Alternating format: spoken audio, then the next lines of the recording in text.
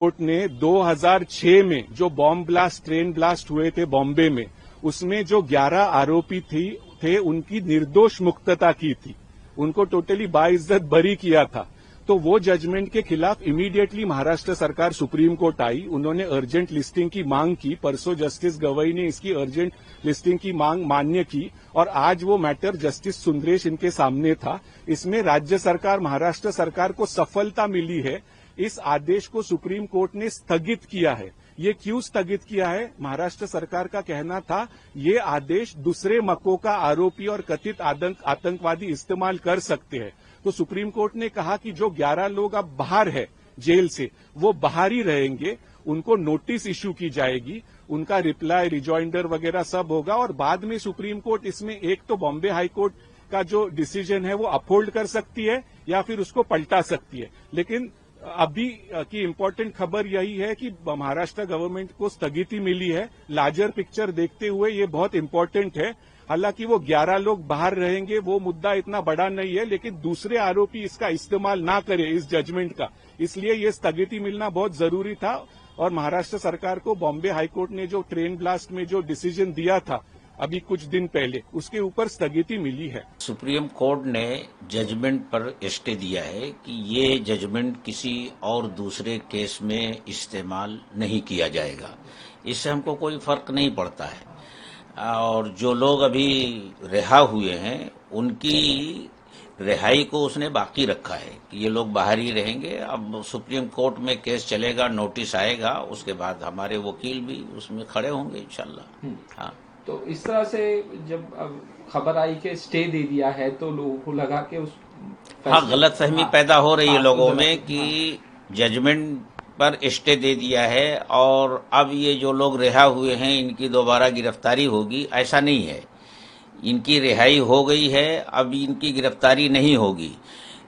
उसने स्टे इस पर दिया है कि ये जजमेंट किसी दूसरे केस में नजीर के तौर पर इस्तेमाल नहीं होगा।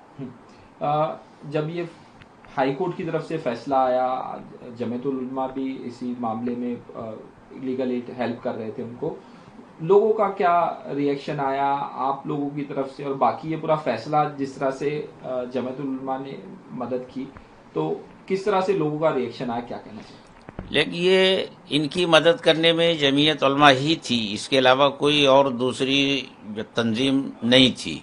जमीयत उलमा ने उनकी मदद की और इनकी रिहाई के ऊपर हर तरफ खुशियां मनाई गईं और लोगों ने खुशी का इजहार किया कि देर से ही सही बेकसूरों को इंसाफ मिला। अलबत्ता एक बात ज़रूर ये खटकी लोगों को कि अगर ये सब बेकसूर हैं तो ये जो धमाके हुए उसमें जो लोग मारे गए और जो लोग जख्मी हुए, तो उसके असल मुजरिम कौन से हैं? ये सवाल अब गवर्नमेंट के सामने भी है, एजेंसियों के सामने भी है और अब उनके ऊपर ये दबाव बनाना चाहिए और दबाव है कि वो असल मुजरिमों को गिरफ्तार करके और उनको सजा दें, दिलवाएं। जब हाईकोर्ट का फैसला आया इस मामले में, सबको बरी कर दिया, जो परिवार जिनके लोग मारे गए या जो इंजर्ड हो गए, वो लोग सामने आए कि फिर असली आरोपी कौन है, इस तरह के उनके भी बयान आए क्या?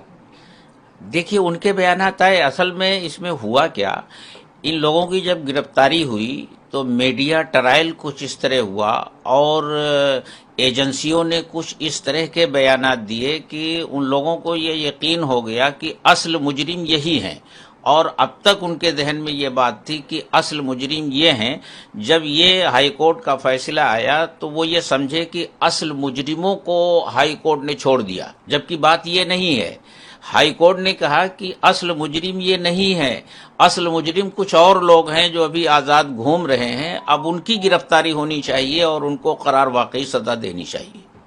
इस मामले में एटीएस ने इंक्वायरी की, क्राइम ब्रांच ने भी की थी, दोनों के बीच में कोऑर्डिनेशन नहीं था कि क्या हुआ जो बेगुनाह लोगों को इस तरह से 19 साल। देखिए, वो सारी चीजें तो जो हाई कोर्ट का जजमेंट है उसमें है। अब वो तफसीलात आएंगी तो फिर वो सामने आएगी बात, और कि उसमें क्या क्या हुआ है और किस तरह से इनके साथ ज्यादती हुई है। जब ये जो एक्विट हो गए एक्यूज, उनको जब बात की गई उनसे तो उन्होंने अपना दुख दर्द रखा, काफी बातें बताई। आप क्या कहेंगे उसको? भाई उसमें उन्होंने जो कुछ बताया है वो बहुत ही दर्दनाक है। उनको तो जेल में जाने के बाद भी उनको पुलिस के जरिए पिटवाया गया, उनकी हड्डियां तोड़वाई गई और जिस तरह से टार्चर किया गया है, जिस तरह से वो आज बात करते हैं, रोंगटे खड़े हो जाते हैं सुन करके। लेकिन बहरहाल वो तो बात अब गुजर गई। अब सामने जो है उसका जिक्र होना चाहिए कि ये छूट कर आए हैं और इनके माथे के ऊपर जो कलंक लगा था, एक दाग लगा था दहशतगर्दी का, अल्हम्दुलिल्लाह वो छूट गया। समाज में इनकी और इनके घर वालों की जो बदनामी हुई थी अब वो ख़त्म हो गई है। अब ये बाइज्जत ज़िंदगी गुजार सकते हैं। और रही बात जो इनके 19 साल बर्बाद हुए, ये उसके कसूरवार कौन लोग हैं, हुकूमत को ये चाहिए कि उन कसूरवारों को भी सज़ा दे और उसका बदला उनको मिलना चाहिए और इनको हर्जाना मिलना चाहिए 19 साल जो इनके बर्बाद हुए। सुप्रीम कोर्ट में भी जमीयत उलमा मदद कर रही है, लीगल एड किस तरह से आप लोग ही कर रहे हैं, देख रहे हैं ये जो फैसले? अब सुप्रीम कोर्ट में भी इनको अभी गई है सरकार, तो आप लोग ही भाई ये केस तो हम शुरू से देख रहे हैं। हमने लोअर कोर्ट में देखा, फिर हाई कोर्ट में देखा, अब हम इंशाल्लाह सुप्रीम कोर्ट में भी इनका केस देखेंगे।